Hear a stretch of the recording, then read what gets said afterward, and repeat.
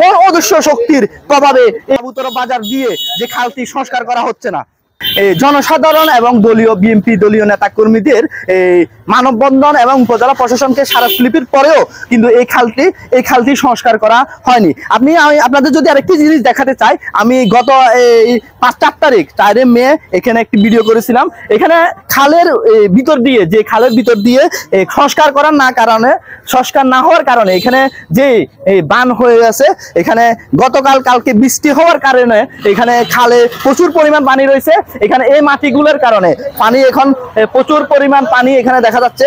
এখানে এই জনসাধারণ এখন ভুক্তভোগীরা বলতে চাচ্ছে যে যদি আজকে রাত্রে যদি একটু বৃষ্টি হয়, এখানে রাস্তা এবং বিভিন্ন ফসলি জমি, বিভিন্ন ঘর দুয়ার পানি ওঠার সম্ভাবনা রয়েছে। তো এখানে উপজেলা প্রশাসন এবং এসিল্যান্ড এবং বিভিন্ন দপ্তরে মিরসরাই উপজেলার জনসাধারণ 13 নং 12 নং 11 নং জনসাধারণরা এখানে একটি গত 4 মে একটি মানববন্ধন করেছিল।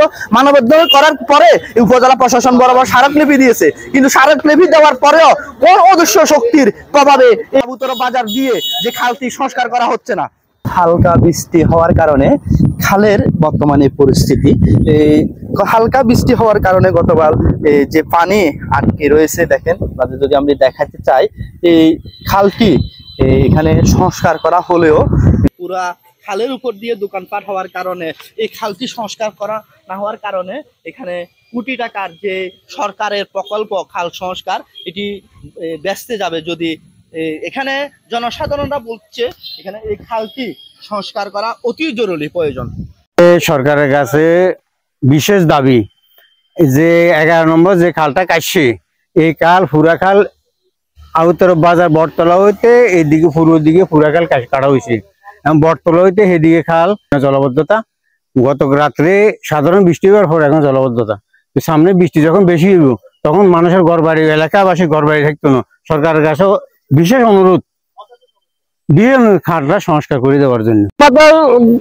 দাবি রয়েছে, সমস্যা সেটা আমাদের খাল পরিষ্কারের জন্য, আমাদের দাবির জন্য। আমার বাইকের এটা ভাঙিয়ে বাইক উঠে যাবে, কই পানি উঠলে এটা কাজ দেখবো, সরকার দেয়, সরকার